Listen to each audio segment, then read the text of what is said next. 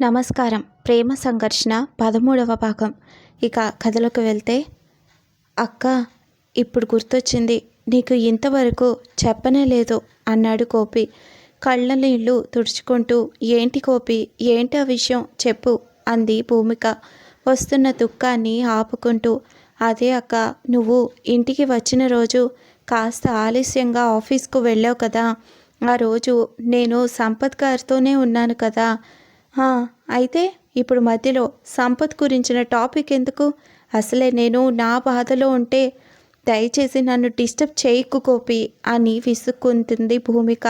అక్క, ఒకే ఒక్కసారి నీ చెప్పేది విను. నాకు తెలుసు నీ బాధ ఎలాంటిదో, కానీ ఆ రోజే సంపత్ గారు బి అనే అక్షరం తన చేతి మీద టాటూ వేయించుకున్నారు. నేను పక్కనే ఉన్నాను. అంటే అక్కడ ఉన్నది సంపత్ గారా? నో, అలా జరగడానికి వీల్లేదు అంటూ గట్టిగా అరిచాడు గోపి. ఏంట్రా నువ్వు అంటున్నది? సంపత్ చేతి మీద కూడా బి అనే టాటూ ఉందా? దేవుడా, ఇప్పుడు ఏం చేయాలి గోపి? ఒక్కసారి సంపత్ గారి మొబైల్కు కాల్ చేయి అంది కంగారుగా. సరే అక్క, చేస్తాను, నువ్వు టెన్షన్ పడకు అంటూ సంపత్ నంబర్కి డయల్ చేశాడు. నో రెస్పాన్స్, స్విచ్ ఆఫ్ అని వస్తోంది. స్పీకర్ ఆన్లో ఉండటంతో భూమికకు సీన్ అర్థమైంది. ఒక నిర్ణయానికి వచ్చినట్లు అక్కడ నుంచి లేచి వంటగదిలోకి వెళ్ళి స్టవ్ ఆఫ్ చేసి ఎక్కడి సామాన్లు అక్కడ సర్ది పెట్టేసి తన రూమ్లోనికి వెళ్ళి నైటీ మార్చుకొని చుడిదార్ వేసుకొని బయటకు వచ్చింది భూమిక. గోపి ఇద్దరు బండి మీద బయలుదేరి ఘటనా స్థలానికి చేరుకున్నారు. అక్కడ జనాలు గుంపులుగా ఉండటంతో లోపల కాస్త భయంగా ఉన్నా కష్టం మీద అక్కడికి చేరుకుంది భూమిక. ప్లేస్ దగ్గరకు వెళ్తున్నంతలో అక్కడ ఒక వ్యక్తిని చూసి షాక్ అయింది భూమిక. గుండెల్లో వేగం పెరిగి ఒళ్ళంతా చెమటలు పట్టి కాళ్ళు చేతులు వణకసాగాయి.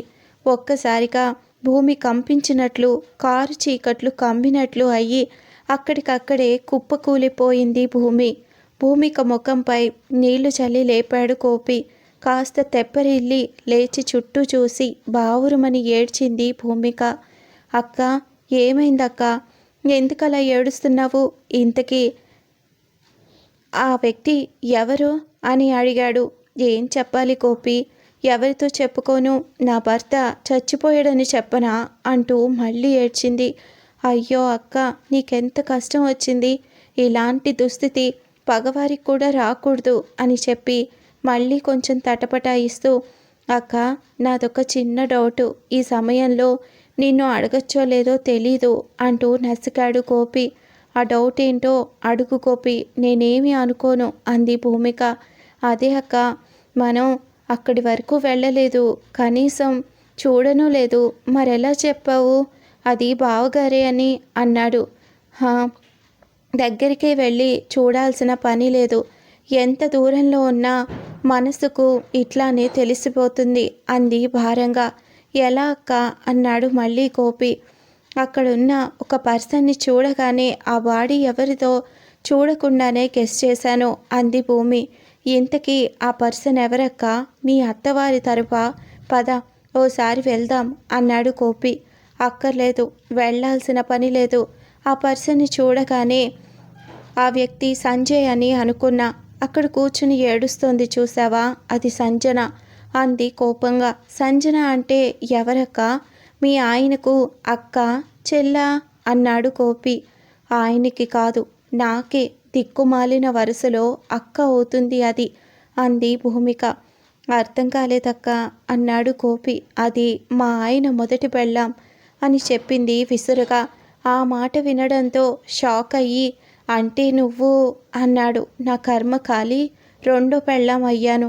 సరేలే, ఈ రోజుతో ఆ బంధం కూడా పోయింది, పద ఇక్కడి నుంచి అంటూ అక్కడి నుంచి లేచి బైక్ దగ్గరకు వెళ్ళిపోయింది భూమిక. బాబోయ్, ఈ ట్విస్ట్లేంట్రా నాయన, నా వల్ల కాదు, తలకాయ నొప్పి వస్తుంది అని బుర్ర కొక్కుని బైక్ దగ్గరికి వెళ్ళి స్టార్ట్ చేస్తూ, జాగ్రత్తగా కూర్చో అక్క అని స్టార్ట్ చేశాడు. వెళ్తున్నంతసేపు ఏమీ మాట్లాడకుండా సైలెంట్గా కూర్చుంది భూమిక. దారి మధ్యలో ఒక టెంపుల్ కనిపించడంతో అక్కడ కాస్త పక్కకు చేసి బండి ఆపమని చెప్పింది భూమిక. ఇప్పుడెందుకక్కా ఇక్కడ ఆపమన్నావు అని అడిగాడు గోపి. ఏం లేదు గోపి, నా మనసేం బాలేదు, కాసేపు ఈ గుడిలో కూర్చొని వస్తాను, నువ్వు ఇంటికి వెళ్ళు అని చెప్పింది. అక్క, నేను నీతో పాటే వస్తాను అన్నాడు గోపి. వద్దు గోపి, ఇలా అన్నానని ఏమనుకోకు, నా మైండ్ కొంచెం బాలేదు కాబట్టి ఒంటరిగా కాసేపు ఇక్కడ ఉండి తర్వాత వస్తాను.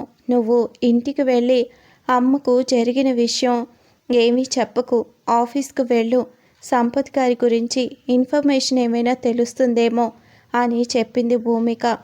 సరే అక్క, నువ్వు చెప్పినట్లే నేను చేస్తా కానీ అని నసిగాడు గోపి. అబ్బా ఏంటి గోపి, చెప్పు, నీ ప్రాబ్లం ఏంటి, నాకు అర్థమైంది. ఇక్కడి నుంచి నేను ఎక్కడికైనా పారిపోతాననేనా నీ అనుమానం, లేక నన్ను నేను ఏమైనా చేసుకుంటానని భయపడుతున్నావా? అలాంటి టెన్షన్ నువ్వేం పెట్టుకోకు గోపి, చెప్పా కదా, మనసు భారంగా ఉంది, భరించడం కొంచెం కష్టంగా ఉందనుకో, కొంత విశ్రాంతి కావాలి అంతే, ఇంకేం లేదు. సరే నేను మరి లోపలికి వెళ్తున్నాను అని గోపికి చెప్పి గుడి లోపలికి వెళ్ళిపోయింది భూమిక. దేవుని ముందు కూర్చొని కన్నీరు ఏకదాటిగా కురిపిస్తూ కుమిలిపోతూ ఉంది. అలా ఎంతసేపు ఏడ్చిందో గుర్తులేదు. కొన్ని గంటల సమయం అయ్యాక జనాలు నెమ్మదిగా పలుచబడ్డారు. సాయంత్రం కూడా అయిపోయి బాగా రాత్రి అవుతోంది. అయినా భూమిక కూర్చున్న చోటు నుండి కదలనే లేదు. దేవుని వైపే చూస్తూ మనసులో ఉన్న ప్రశ్నలన్నింటినీ మౌనంగా కళ్ళతోనే అడుగుతోంది. దివ్యమంగళ రూపం నుండి సమాధానం రాక వస్తుందేమో అన్న ఆశతో రెప్ప వేయకుండా స్వామివారినే చూస్తూ ఉంది. గుడి క్లోజ్ చేసే వేళ అవడంతో పూజారి వచ్చి గర్భగుడి తలుపులు మూసేసి వస్తూ దూరంగా కూర్చుని ఏడుస్తున్న భూమిక దగ్గరకు వెళ్ళి పిలిచాడు. ఎవరి తల్లి నువ్వు? ఇందాకటి నుండి నిన్ను గమనిస్తూనే ఉన్నాను. నీలో నువ్వే కుమిలిపోతూ ఉన్నావు. దీన్ని బట్టి చూస్తే నువ్వు దుఃఖంలో ఉన్నట్లు అనిపిస్తోంది. ఏమిటి అనేది నేను అడగను. అన్నింటికీ ఆ సర్వేశ్వరుడు, ఆ దేవుడు మాత్రమే ఉన్నాడు. జరిగిన విషయం ఏదైతే అవని ఆలోచించక జరగవలసిన కార్యంపై దృష్టి పెట్టు తల్లి. ఈ సలహా మాత్రమే నేను ఇవ్వగలను. బాగా పొద్దెక్కింది, గుడిని మూయాల్సిన సమయం ఆసన్నమైంది తల్లి. నువ్వు వెళ్ళు, నేను తలుపులు మూసేసి మా ఇంటికి వెళ్ళాలి అన్నాడు పూజారి. ఎక్కడికి వెళ్ళాలి పూజారి గారు? ఏ తోడు ఏ నీడ లేనిదాన్ని, ఒక అనాథని, నాకంటూ నీడను ఇచ్చే చిన్న తోడు కూడా లేనిదాన్ని, ఒంటరిదాన్ని, చిన్నప్పుడే తల్లిదండ్రులను పోగొట్టుకున్న పాపిష్టిదాన్ని, ఇప్పుడు ప్రాణానికి ప్రాణంగా ప్రేమించి పెళ్లి చేసుకున్న భర్త కూడా లేనిదాన్ని. ఎవరున్నారని వెళ్ళాలి, ఎక్కడికని వెళ్ళాలి అని ప్రశ్నిస్తూ ఏడుస్తోంది భూమి. నీ బాధ నాకు అర్థమైంది తల్లి. చెప్పాను కదా, నారు పోసిన వాడే నీరు పోస్తాడని. నీ సమస్యలన్నీ కూడా తీరిపోయే రోజు తొందరలోనే రాబోతుంది. అవి చూడాలంటే నువ్వు బ్రతికే ఉండాలి. సమస్యలు అనేవి ప్రతి ఒక్క మనిషికి ఉంటాయి. వాటిని అధిగమించిన నాడే మనిషి సంపూర్ణ వ్యక్తిత్వాన్ని పొందుతాడు. ఆ దేవుడు ఉన్నాడు తల్లి. నీ బాధలన్నీ పటాపంచలు చేసే రోజు తొందరలోనే రాబోతుంది. ఎదురు చూడమ్మా, ఫలితం తప్పక లభిస్తుంది అని చెప్పాడు పంతులు. అవును పంతులు గారు, సరిగ్గా చెప్పారు మీరు. ఎవరి కోసం ఎదురు చూడాలో, దేనికోసం ఎదురు చూడాలో నాకు బాగా అర్థమైంది. నేను దానికోసమే ఎదురు చూస్తున్నాను. ఎంత త్వరగా నన్ను ఆ భగవంతునిలో కలుపుకుంటాడా అని భూమిక చెప్తున్నంతలో గోపి అక్కడికి వచ్చాడు. అక్క, ఏంటక్క నువ్వు చేసిన పని? పొద్దుననగా వచ్చావు, నీతో పాటు నేను వస్తానంటే నన్ను ఇంటికి వెళ్ళిపోమని చెప్పావు. సరేలే, నిన్ను ఇంక మరి బాధ పెట్టడం ఎందుకని ఇంటికి వెళ్ళాను. మధ్యాహ్నం వరకు ఎదురు చూశాను, నువ్వు రాలేదు. అయినా ఇప్పుడు నన్ను నేను కంట్రోల్ చేసుకున్నాక టైము రాత్రి 10 అవుతుంది. ఇంతవరకు నువ్వు రాకపోతే నీకు మేము లేవనుకున్నావా? అంటే ఇంకా మమ్మల్ని పరాయి వాళ్ళగానే చూస్తున్నావా అక్క? నేను నీకేం కానా అని ప్రశ్నించాడు గోపి. చూడు తల్లి, ఇంతటి చక్కని ఆప్యాయతను కురిపించే అన్నదమ్ముడు ఉండగా ఎందుకమ్మా చింతిస్తావు? వెళ్ళు తల్లి, వెళ్ళు, తమ్మునితో ఇంటికి వెళ్ళు అని హితబోధ చేశారు పంతులు గారు. ఏం సమాధానం చెప్పాలో తెలియక అక్కడి నుండి లేచి గోపి దగ్గరికి వెళ్ళి బండి మీద కూర్చొని ఇంటికి వెళ్ళింది భూమిక. లోపలికి వెళ్తూ ఉండగా పూర్ణమ్మ అడ్డు వచ్చి, అయ్యో తల్లి, నీకెంత కష్టం వచ్చిందమ్మా. అయినా భగవంతుడు మంచివాళ్ళని ఇలా ఏడిపిస్తూ ఉంటాడు. ఇలా చెప్పకుండా వెళ్ళిపోతే నేనేమవ్వాలమ్మా? నీ తమ్ముడు ఏమవ్వాలి? నా మాట విని ఇంకేం ఆలోచించకమ్మా. రా తల్లి రా అంటూ భూమికను గట్టిగా పట్టుకొని లోనికి తీసుకువెళ్ళింది పూర్ణమ్మ. లోపలికి వెళ్ళాక తలారా స్నానం చేసి నైటీ వేసుకొని తన రూంలోకి వెళ్ళి పడుకుంది భూమిక. పూర్ణమ్మ రూంలోనికి ఒక 2 దోశలు వేసి భూమికకు తినిపించడానికి వెళ్ళింది. తినాలని లేకపోయినా పూర్ణమ్మ కోసం తిన్నది. పొద్దున్నుంచి అలసిపోవడం వల్ల తెలియకుండానే నిద్రలోకి వెళ్ళిపోయింది భూమి. మర్నాడు పొద్దున్నే లేచి జరిగిన విషయం ఇంకోసారి గుర్తు తెచ్చుకొని కళ్ళ వెంట నీరు కారుస్తూనే ఉంది. ఇంతలో అక్కడికి పూర్ణమ్మ వచ్చి, అమ్మా తల్లి, లేచావా? దా, తమ్ముడికి ఏదో తినాలని ఉందంట. అది నాకు చేయటం రాదమ్మా, నువ్వే వాడికి కొంచెం చేసి పెట్టవు అని బ్రతిమాలేసరికి అక్కడ నుండి లేచి కిచెన్లోకి వెళ్ళింది భూమిక. వాడికి అదేదో బ్రెడ్ ఆమ్లెట్ కావాలంట, చేసి పెట్టు తల్లి అని చెప్పి బిందె తల మీద పెట్టుకొని నీటి కోసం బయటకు వెళ్ళిపోయింది పూర్ణమ్మ. అమ్మా, నేను నిన్ను చేయమని చెప్తే నువ్వేంటి అక్కకు చెప్తావు? అక్క అసలు ఎలాంటి పరిస్థితిలో ఉందో తెలిసి కూడా ఎలా చెప్పావు? నువ్వేమి చేయనక్కర్లేదు, నేను బయటకు వెళ్ళి తింటాలే, అక్కని మాత్రం డిస్టర్బ్ చేయకు అంటూ గోపి తల్లిని వారించాడు. ఒరే పిచ్చి వెధవ, ఆ మాత్రం నేను అర్థం చేసుకోలేనట్రా? ఒక ఆడదాని మనసు మరొక ఆడదానికి మాత్రమే తెలుస్తుంది. పిచ్చి తల్లి ఎంత ఏడుస్తుందో, ఎంత కుమిలిపోతుందో నాకు తెలుసు. అలానే తనని పట్టించుకోకుండా విడిచిపెడితే చివరకు మనకి ఎవరికీ కూడా దక్కదు. తనని ఎంత త్వరగా అంటే అంత త్వరగా మామూలు మనిషిని చేయాలి. అలా చేయాలంటే ఏదో ఒక పని తనకు అప్పగిస్తూ ఉండాలి. పనులు చేయటం వలన బాధపడటానికి కూడా టైం ఉండదు. అప్పుడే మామూలు మనిషి అవుతుందేమో చూడాలి. ఓ 2 రోజులు ఆగాక ఆఫీసుకు కూడా ఎప్పటిలాగా వెళ్ళాలి. అదే నా కోరిక. అంతకు మించి పనులు చేయించుకోవడానికి కాదురా అంటూ కొడుక్కి చెప్పి వెళ్ళిపోయింది పూర్ణమ్మ. నువ్వు గ్రేట్ అమ్మా. పోనీలే, నువ్వు చెప్పినట్లు అక్క ఎప్పటిలా మామూలు మనిషి అయితే నాకు అంతకంటే కావాల్సింది ఏముంది అనుకొని సంపత్ నంబర్కు డయల్ చేశాడు గోపి. స్విచ్డ్ ఆఫ్ అని వస్తుంటే ఇక చేయటం దండగనే అనుకొని లోపలికి వెళ్ళాడు. వెళ్ళేసరికి భూమిక వేడివేడిగా బ్రెడ్ ఆమ్లెట్ తయారు చేసి గోపికి ఇచ్చింది. అవి చూడగానే నోరూరి తిన్నాడు గోపి. మళ్ళీ భూమిక ఏదో లోకంలో ఉన్నట్లు కనిపించి, అక్క ఆమ్లెట్ చాలా బాగా చేసావు, ఇంకో 2 చేసి పెట్టవా ప్లీజ్ అని అడగటంతో మళ్ళీ వంటగదిలోనికి వెళ్ళి తయారు చేసింది. గోపి, అలా టీవీ ఆన్ చేయి, మైండ్ అంతా చాలా చిరాగ్గా ఉంది, న్యూస్ ఛానల్ ఏదో ఒకటి పెట్టి చూద్దాం అంది భూమిక. సరే అక్క, ఏ ఛానల్ అని అడిగి న్యూస్ ఛానల్ పెట్టమంది. న్యూస్ ఛానల్ ఆన్ చేసి బయటకు వెళ్ళిపోయాడు గోపి. న్యూస్ చూస్తుంది కానీ బుర్రలోనికి ఏమీ ఎక్కట్లేదు భూమికకు. సంజయ్ గురించి ఆలోచిస్తూ ఉంది.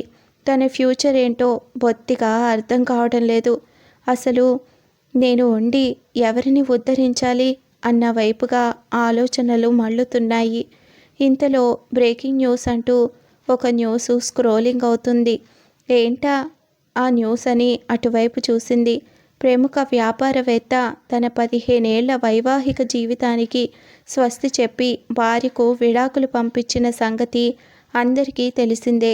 అయితే కొన్ని కారణాల వల్ల విడాకులకు అప్లై చేసుకున్న విషయం నుండి ఉపసంహరణ చేసుకుంటున్నట్లు ప్రకటన.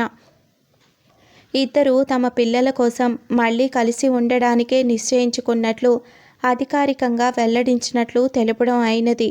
ఈ వార్త చూసిన తర్వాత భూమిక కొంత భావోద్వేగానికి లోనైంది.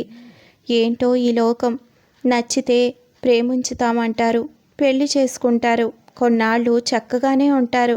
అక్కడ నుండి మొదలవుతుంది వాళ్ళ యొక్క అసలు స్వరూపాలు. చీటికి మాటికి గొడవలు, అలకలు, కోపతాపాలు. అంతటితో ఆగుతారా? ఈగోలు, ఒకరినొకరు కూల్చడానికి చేసే పిచ్చి పిచ్చి ప్రయత్నాలు, ఏదో చేద్దామనుకొని వేరే ఇంకేదో చేయడం. చివరకు కలిసి బతకలేమన్నట్లు పత్రికాముఖంగా తెలియజేయడం. ఈ జంటను చూసిన జనాలు మొదట్లో వారిని ఎంతో ఆదర్శవంతంగా తీసుకొని వారికి మేడ్ ఫర్ ఈచ్ అదర్ అంటూ మెసేజ్ల మీద మెసేజ్లు పంపించటాలు, విడిపోయామని తెలిసిన తర్వాత గుండె పగిలేలా ఏడ్చిన ఈమోజీలు పెట్టి మరీ మీరిద్దరూ కలిసి ఉంటేనే బాగుంటుంది, మీరిద్దరూ కలుసుకోవాలని తొందరగా మిమ్మల్ని ఆ దేవుణ్ణి కలపాలని కోరుకుంటున్నాం అంటూ మళ్ళీ మెసేజ్లు. అసలు ఇలాంటి వాళ్ళు సమాజానికి ఇచ్చే సందేశం ఏమిటి? ప్రేమించింది విడిపోవడానికనేనా, లేక ఫారిన్ కల్చర్ని ఇక్కడ ప్రవేశపెట్టడానికా? నచ్చిన వారితో వెళ్ళడం, నచ్చనప్పుడు విడిచిపెట్టడం, మళ్ళీ కంటికి కనిపించిన వారితో ఇంకొకటి, ఇదే ట్రెండ్. అనవసరంగా చూశాను న్యూస్ అని విసుగ్గా ఉంది భూమిక. కరెక్ట్గా చెప్పావు భూమిక అంటూ లోపలికి వచ్చాడు సంపత్. సంపత్ని చూసిన తర్వాత కొంత ఆశ్చర్యం, మరికొంత ఆనందం ఒకేసారి కలిగాయి భూమికకు. ఓ మీరా సంపత్ గారు, రండి, వచ్చి ఇలా కూర్చోండి. ఏమైంది, సడన్గా మాయమయ్యారు? నా మీద కోపంతో మీరు ఎక్కడికో వెళ్ళిపోయారని అందరూ అనుకుంటున్నారు. కొంపతీసి అదే నిజమని చెప్పరు కదా అంటుంది భూమిక. అయ్యో, అన్ని ప్రశ్నలు ఒకేసారి అడిగితే నేనేం చెప్పాలి? ఎగ్జామ్ హాల్లో కూడా క్వశ్చన్ పేపర్లో ఇన్ని ప్రశ్నలు ఉండవు భూమి అని జోక్ చేస్తాడు. మరిన్ని ఎపిసోడ్స్ని వినడం కోసం మన ఈ ఛానల్ని సబ్స్క్రైబ్ చేసుకొని ఈ కథ నచ్చితే లైక్ చేయడం మర్చిపోకండి. Thanks for listening.